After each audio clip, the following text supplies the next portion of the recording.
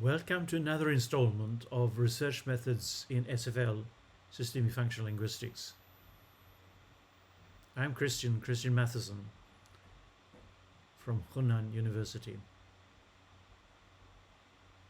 In this presentation, I've been concerned in particular with options in research. What are the options we can choose among as we decide to undertake some quantum of research and decide on the methods that are most suitable to the particular research project we have in mind. So one way of symbolizing research in linguistics and also semiotics in general is to say that we focus on instances in context, as in this case, where we focus on text, a sample of text that forms the database in our research, so a corpus of text. But in a while, I locate the corpus, the notion of the corpus, as a combination of research options. And the different research methods in SFL are covered and will cover. Then I'm concerned then in this presentation with research method options. How can we think about options in research methods? Well, as choices between two or more alternatives. For example, the choice between qualitative research, where we focus on describing what we observe, what we analyze,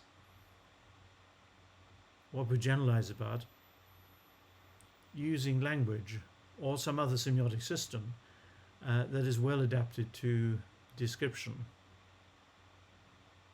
Alternatively, we can focus on measuring. That's quantitative research rather than qualitative research. And here again then we'll use some semiotic system, likely to be a branch of mathematics, statistics, probability theory,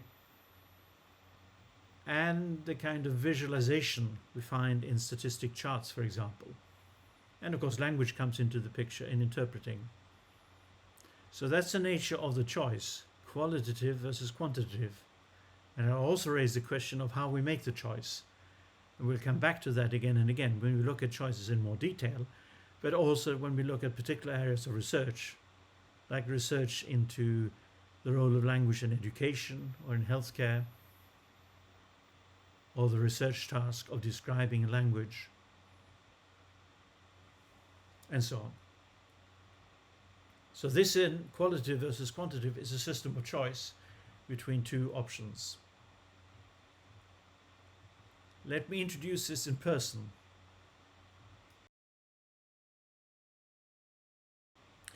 We can think about research methodology and the research methods included in the research methodology as a resource for doing research. So what's the potential available to us in conducting research of one kind or another? In this presentation then I'll continue to provide a brief overview over the options, the choices in research, and then in other presentations I'll go into more detail, for example, about qualitative, the choice between qualitative and quantitative, or between experimental and non-experimental, or between manual and automated analysis. But let me now turn to an overview of a number of the basic options available to us as we choose how to go forward in research. And then I'll also consider the question briefly of what are the factors that influence the choices in one system of options or another. That of course will relate to our discussion in other presentations of different areas of research, such as language description, text or discourse analysis, and areas that are enabled through these, such as the use of text analysis in translation studies, or the basis of language comparison typology on language descriptions. But let's continue to look at the options that we choose among in undertaking research.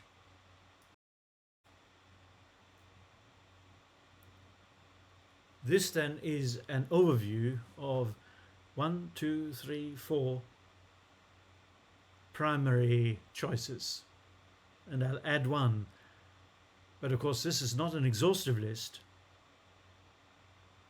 but it's an overview of the choices that are fundamental to any undertaking of research. Now this is represented then as 4 simultaneous choices, and the choices you make in linguistic research methods. Let me magnify this a little bit. So one I already mentioned, the choice between qualitative and quantitative research methods. Ones where we describe what we observe, analyze, categorize and so on. Or one where we measure. A second choice, simultaneous, is between non-experimental and experimental. Is there an experimental setup in our research? Like some tasks that we assigned to a person or a group of persons. The third choice is authentic data or elicited data. And both lead to further choices, which I'll come back to in a little while. A fourth choice is the order of the data, the status of the data, primary data or secondary data. Secondary data leading to meta-analysis and research synthesis, a topic in another presentation. And then I mentioned one more, manual versus automated research, as in manual text analysis versus automated text analysis. Now there are other primary choices we could include, but these cover a number of key considerations when we undertake a research project, when we plan it or propose it and begin to execute it.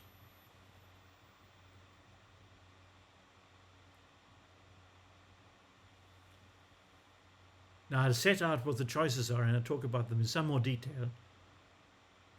But as I've already noted, it is important also to keep in view, of course, the research context. We don't make these choices in a vacuum. We make them in the research context. And so you want to be clear about and identify and think about the factors that influence the choice. Now these will often be located within some particular research area, like language description, like translation studies, like the study of language development, like the study of L2 writing, like the study of language in the brain in clinical linguistics, and so on and so forth. Very broadly, let me point to 3 different sets of factors. So when we make the choice, it's good to keep in view 3 broad areas of consideration. What's the nature of the research activity? Are we surveying a field, trying to get a sense of it in very tentative terms, or more systematically, comprehensively mapping it out? Are we creating a hypothesis, a set of hypotheses? Are we testing hypotheses?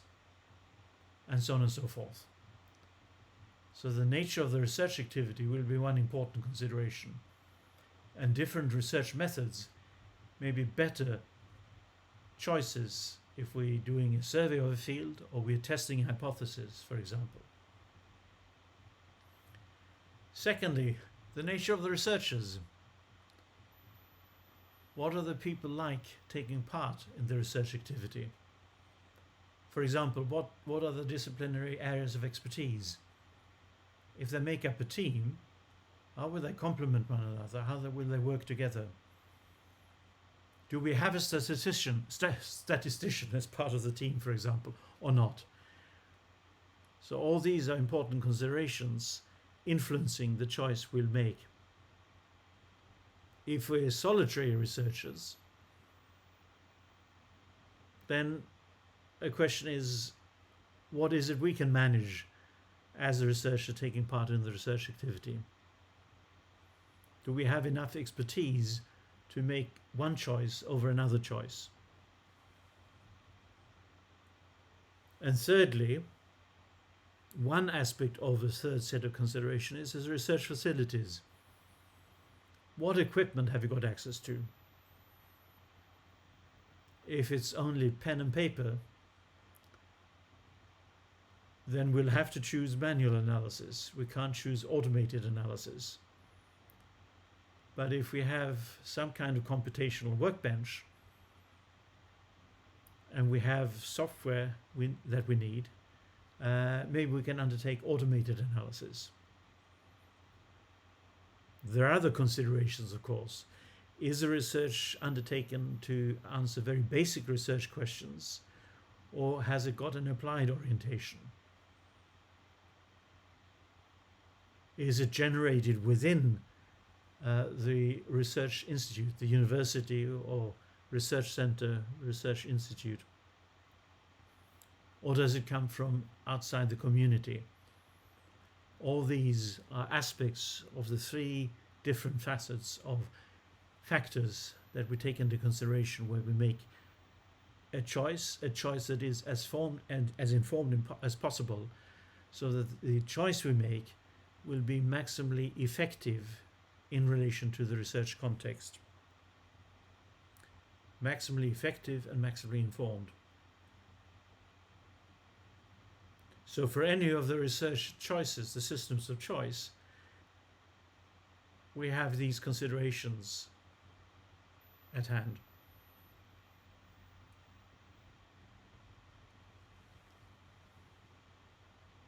Now let me say a little bit more about qualitative versus quantitative research. This is often something comes up very early on in the formulation of a research proposal, plans for research. And we can also use this to illustrate the contextual considerations, the question of what is the research context like, and how then this may influence the choice. So here is a contrast taken from a video clip that I'll show you in a little while between quantitative research and qualitative research. Now, I'll give you a whole presentation on this, but I'll come back to this question after having surveyed the other options in the systems of choice. We could do the same detail for any of these, and I will in separate presentations. So experimental, non-experimental, and so on. A separate presentation, but I'll return to it in some more detail towards the end of this presentation. Then we have the choice between authentic or elicited data. Authentic, that means as we stumble across the data in the field, we can observe it, taking field notes, and for a long time, of course, due to the lack of technology, that was what was open to researchers. As, for example, in the early fieldwork pioneered by Bronislaw Malinowski in the 1910s in anthropology. In his observations in the Trobriand Islands, he could take photographs, but he couldn't video record. He had to rely on field notes. Nowadays, thanks to technology, recording is an option. And the technology has improved vastly since it began to be introduced in the 50s, 60s.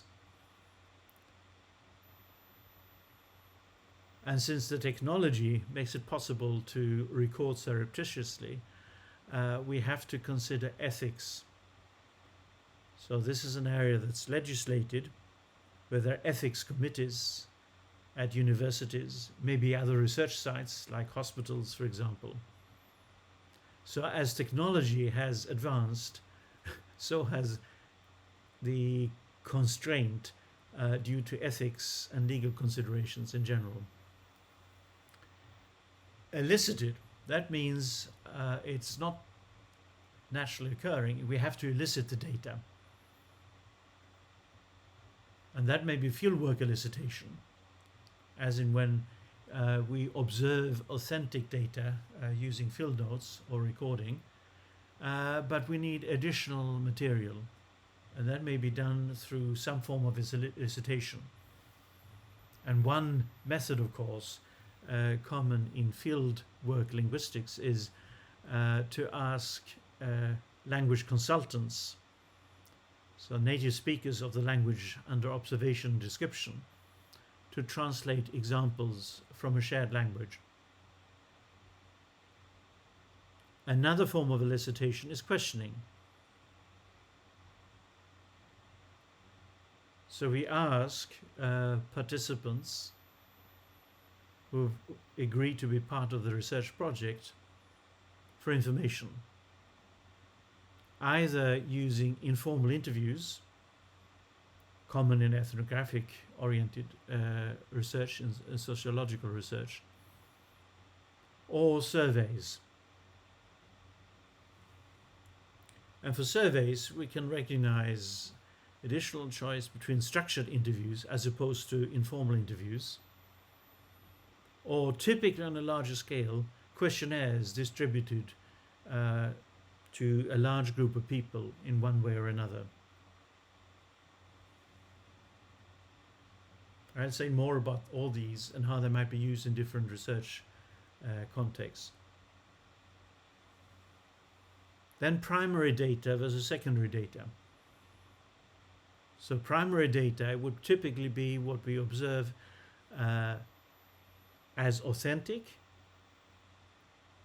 or we elicit, but we're looking at the phenomena themselves, and that's what we base our analysis or description on. Secondary data would then be what people have already observed, already recorded, already analyzed, already described. So in other words, we're treating existing accounts as data, but as secondary data. And there are techniques then for drawing out patterns from these, meta-analysis and research synthesis. Now these can be combined in different ways, and the combination of the two systems of choice, the options in these two systems, qualitative versus quantitative and non-experimental versus experimental, these combinations of choices, of options, define a number of very commonly recognized approaches to research. So let me say a little bit about these in turn. I've color-coded this so it'll be easier to see the different combinations, but because we have 2 times 2 choices, we'll have 4 combinations. So qualitative in the system of choice between qualitative and quantitative, and non-experimental in the system of choice between non-experimental and experimental. So if we combine qualitative with non-experimental, that would be, typical examples would be ethnographic approaches, like ethnographic interviews, focus groups, or text analysis, manual text analysis, or possibly automated text analysis. This would be used, for example, in the development of description of a new language, new in the sense that it's not been previously described or not previously described in the terms we set out to describe it in, systemic functional terms. But it might also be used in institutional settings, investigating the role of language in education, in the legal system, in healthcare, in marketing, and so on.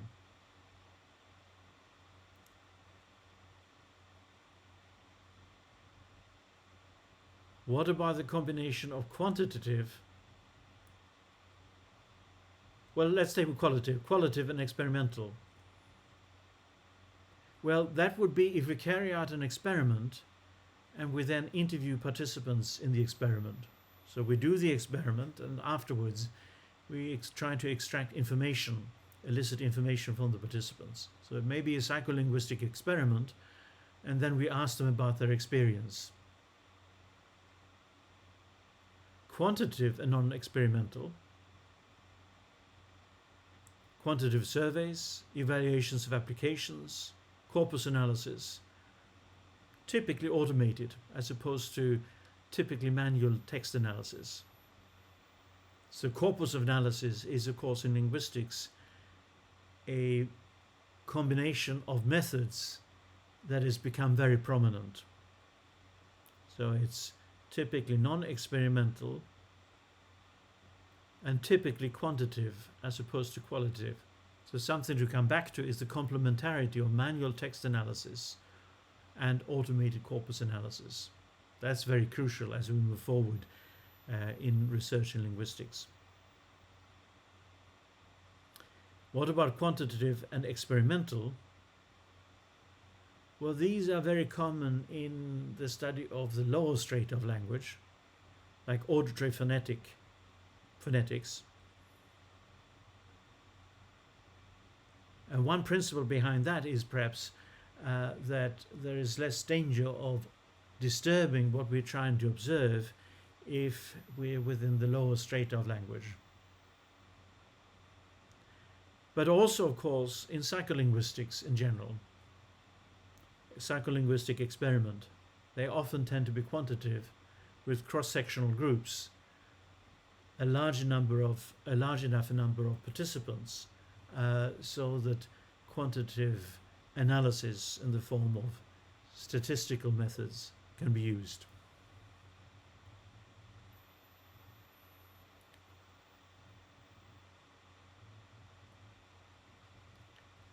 So my little vignette opening each presentation could be seen as symbolic of corpus analysis,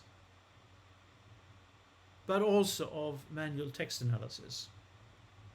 The point here, as we move in through the instance, to move up the climb of instantiation towards generalizations, maybe about registers, maybe about the whole linguistic system, unless we focus on the instances as being of interest in their own right. Here are examples of websites you can consult, but there are many, many websites that suggest and discuss and illuminate research methods that are relevant in research concerned with language and other semiotic systems. So we can get ideas from many places. Let me round off in person. In this presentation, I presented an overview of basic choices we can make as we undertake research. The ones I presented are the choices between qualitative and quantitative research, which, as I said, involves also the choice of the semiotic system that we'll rely on. Qualitative, typically language, may be supported by qualitative images of different kinds. Quantitative, of course, interpreted in language, but with some form of branch of mathematics, statistics very often, and then charts or other ways of representing measurements. Experimental, non-experimental. And I said a little bit about the typical combinations of these two choices.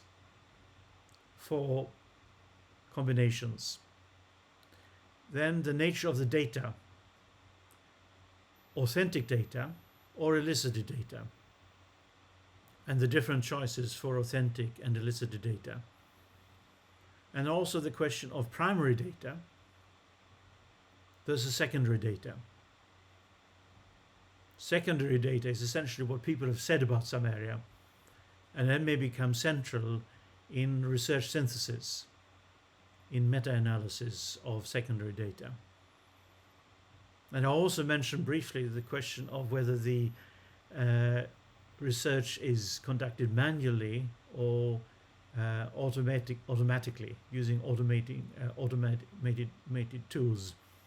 That's often very relevant, of course, in corpus-based research. I'll deal with all these and combinations of them in more detail in other presentations. In other presentations, I'll also turn to the question of how the different choices are made to allow us to undertake research in particular areas such as language description, translation studies, studies of communication in healthcare, studies of language and education. Now what's left is just again to consider the different other topics that you can turn to after this presentation. Thank you. And to do that, we need to get rid of me. So here are examples of other topics to turn to. More on research questions, more detail having to do with choices in research methodology, research areas such as language description, phases in research such as literature review, systematic literature review, and so on and so forth. Thank you. See you in the next presentation.